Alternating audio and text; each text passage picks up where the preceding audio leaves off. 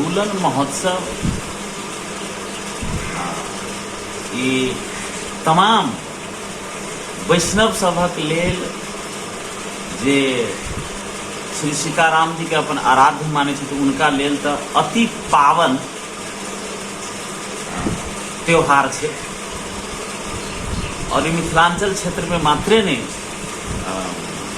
श्री सीताराम जी के उपासक विश्व में जतेक भी छे हरेक ठाम जैसे बड़े हर्षोल्लास के साथ मनायल जाय छे।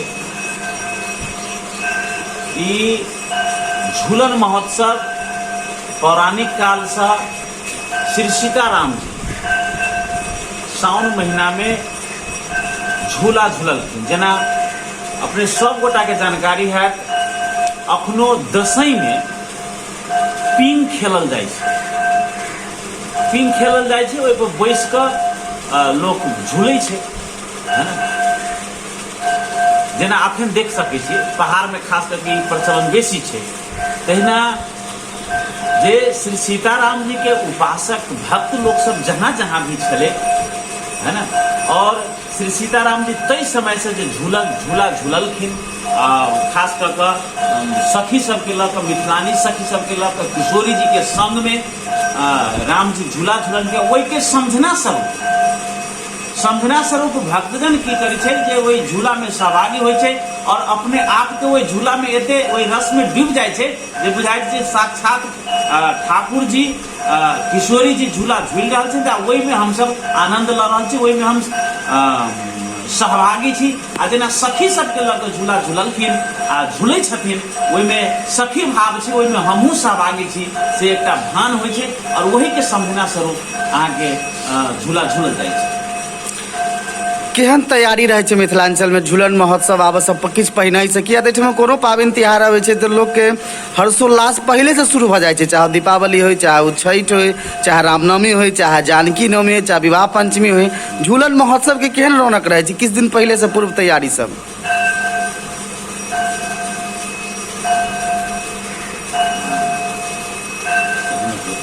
रह गेले झूलन महोत्सव के तैयारी के सवाल। तो तैयारी की है, तैयारी का जै दिना झूलन महोत्सव समाप्त हो छे, वही दिन से फिर दोसर झूलन के तैयारी लोग शुरू कर छे। और 12 मास के छे, बहुत जगह अहाँ देखबे 12 मासा मनायल जाय छे। बहुत उत्सव छे ठाकुर जी के, वही में से झूलन पावस ऋतु के जे एकटा उत्सव छे, यदि सही मानल जाए तो बहुत वैष्णव धर्मानुरागी सबके मान्यता छे जे झूलन महोत्सव सब दोसर कोनो महोत्सव नहीं हो सके। बाकी महोत्सव जो होय छे 1-2 दिन के होय छे, एकटा उत्साह आबै छे और फिर चल जाए छे। मुदा झूलन महोत्सव एहन छे, बहुत जगह 1 महीना मनायल जाय छे, बहुत जगह महीना से बेसी मनायल जाय छे।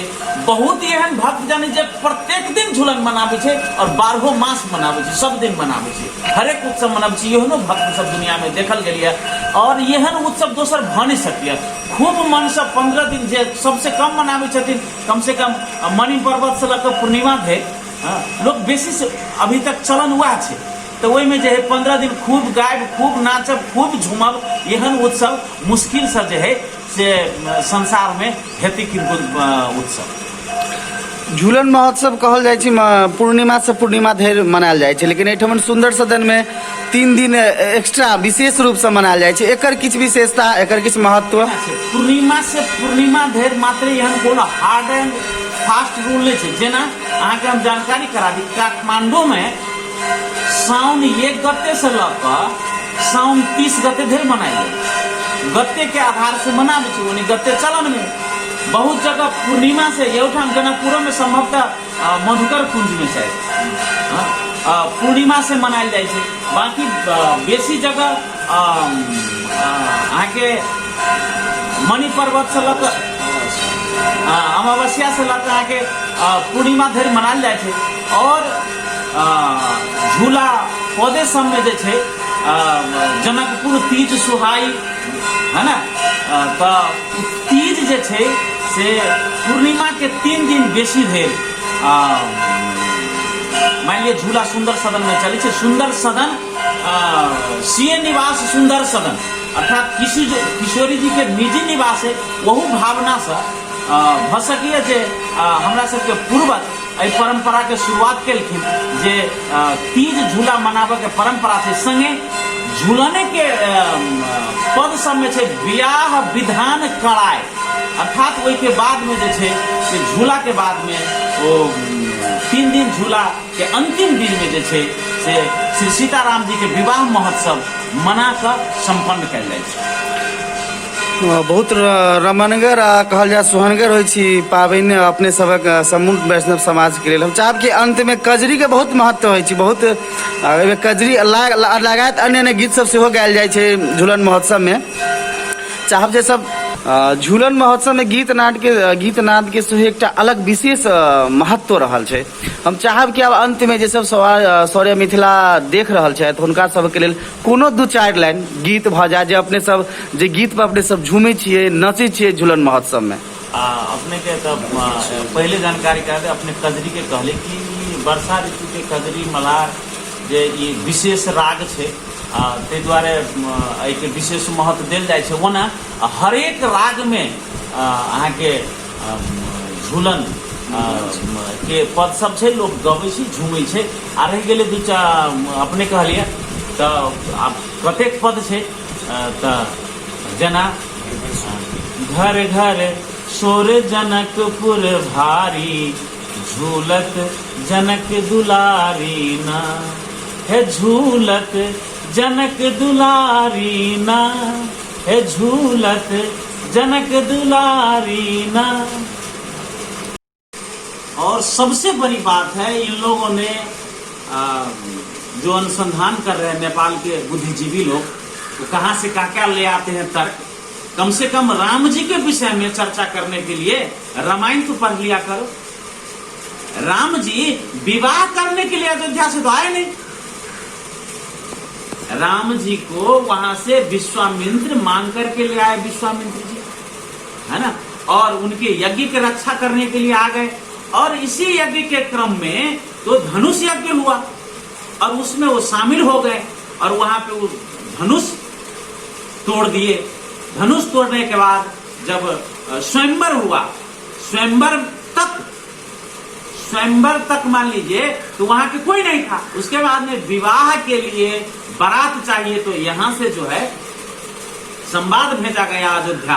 तो शास्त्र पुराण में आया है जो जाने में आपको यहां से जो समधिया गया मिथिला से अयोध्या खबर करने राजा दशरथ जी के पास कि ऐसे ऐसे विवाह संपन्न होने वाला है आप चलिए, तो 4 दिन लगा। और वहां से जब दशरथ जी आए 3 दिन लगा। जनकपुर से जब अयोध्या गए समधिया तो 3 दिन लगा। और जब अयोध्या से बारात लेकर जनक जी आए तो 4 दिन लगा। तो बताइए कि जनकपुर से अयोध्या जाने में क्या 3-4 दिन से किसी भी रथ का है वो राम जी का रथ हो जनक जी का रथ हो तो उसमें 3-4 दिन से ज्यादा लगेगा। और तर्क वितर्क करते जा रहे हैं ये लोग कि 500 किलोमीटर है एक दिन में कैसे आएगा। तो ये क्या है, उन लोगों से नेपाल के या कहीं के भी बुद्धिजीवी लोग हैं उनसे मैं विनम्र अनुरोध करता हूं कि कम से कम श्री राम जी के चर्चा करने के लिए, श्री किशोरी जी के चर्चा करने के लिए कम से कम रामायण को पढ़ा करिए। और ज्यादा नहीं तो रामचरितमानस और वाल्मीकि रामायण जो है कम से कम पढ़ करके ही इस पर चर्चा करें तो शायद ये इस तरह के वितंडा जो है वितंडा मचाने वाली और नेपाल और भारत के जो सदियों पुराने संबंध है आज से नहीं है और उस समय का संबंध है जिस समय न नेपाल था न भारत था, न भारत का अस्तित्व था और न नेपाल का अस्तित्व था। और सबसे तो बड़ी बात यह है कोई यदि कहता है श्री राम जी भारत के हैं, श्री राम जी नेपाल के हैं तो ये समझ लो वो श्री राम जी का अपमान कर रहे हैं। कोई कहते हैं अरे क्या कहते हैं पशुपतिनाथ जी नेपाल के हैं, गौतम बुद्ध नेपाल के हैं। अरे बाबा कल हो सकता है भारत का अस्तित्व न रहे, कल हो सकता है नेपाल का अस्तित्व न रहे, कल हो सकता है पाकिस्तान का अस्तित्व न रहे, तब भी जानकी मंदिर का अस्तित्व रहेगा, गंगा जी का अस्तित्व रहेगा, कमला का अस्तित्व रहेगा, पशुपतिनाथ का अस्तित्व रहेगा, भगवान बुद्ध का अस्तित्व रहेगा, श्री राम जी का अस्तित्व रहेगा। ये मान लीजिए ये देश जो है, तो क्या पहले जब जिस समय श्री राम जी हुए, श्री किशोरी जी हुए, तो नेपाल और भारत था? नहीं था। तो फिर वो नेपाल में भारत में इस तरह से तर्क वितर्क करके क्या फायदा है? हाँ, भरत खंड में हम लोग हैं, हम लोग जितने भी मान लीजिए एक सत्यनारायण भगवान का पूजा होता है, आप लोग सब लोग जानते हैं घर में क्या होता है कि भरत खंडे जम्बू द्वीपे आर्यावर्ते, तो ये भरत खंड में तो है, इसमें क्या करना? हाँ, इसका गलत अर्थ ना लगे। ये अभी का ये वर्तमान समय का जो है भारत है, वह नेपाल है, वह बांग्लादेश है, पाकिस्तान है, अफगानिस्तान है, श्रीलंका है। हाँ, उस सब देश का कोई अस्तित्व नहीं था और भविष्य में कभी भी कुछ भी हो सकता है। इन देशों का अस्तित्व रहे या न रहे, लेकिन मिथिला और अयोध्या का अस्तित्व रहेगा। धन्यवाद। साची के राम जन्मे को हो तो ठोरी में है ना, ठोरी में कोई इतिहास तो अब अनुसंधान करते ज्यादा, खोदलते ज्यादा भविष्य में आउला, तर एउटा कुरा के छ भन्दाखेरि ठोरी में केही न केही तो छ। नेपाली में ठोरी जो है, ठोरी सामान्य जगह नहीं भी हो सकता है। वहाँ विश्वामित्र आश्रम है, अन्य बहुत सारे ऐसे श्री सीताराम जी से संबंधित जगह है वहाँ पे, ऐसा माना जाता है, देखा जा रहा है। किंतु वो राम का जन्मभूमि नहीं, वो अयोध्या नहीं हो सकता है।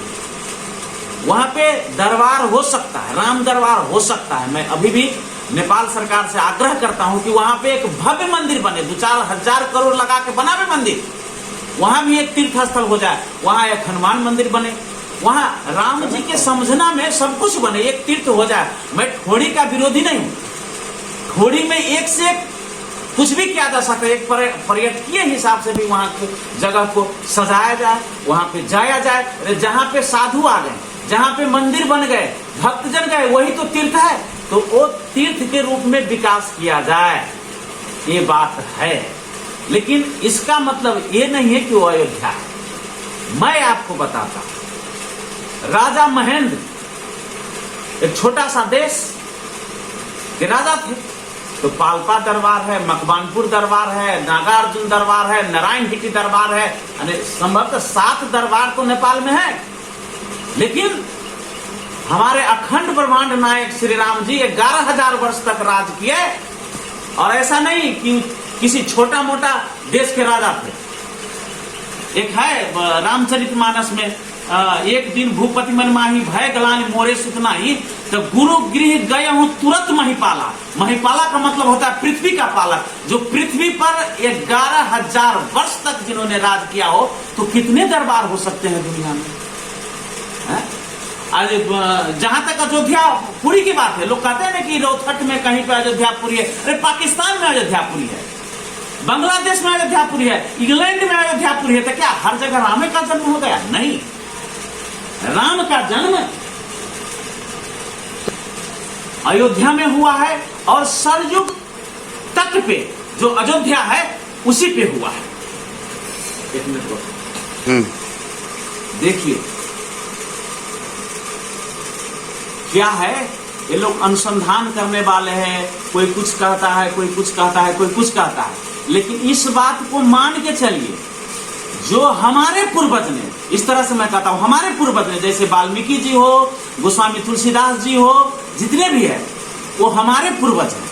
तो उन्होंने जो लिखा है वो बिल्कुल वैज्ञानिक तथ्य के आधार पर। जैसे मैं एक उदाहरण आपको देता हूं, 16वीं शताब्दी में हमारे तुलसीदास जी ने लिखा, जुग सहस्त्र जो जन पर भानु, उसको एक वो निकालिए। उसके बाद में 18वीं शताब्दी में, अभी जो वैज्ञानिक जो पता लगाया है, तो हमारे गोस्वामी जी ने पहले लिख दिया था, लोगों ने नहीं माना, लेकिन अब तो मान रहा है।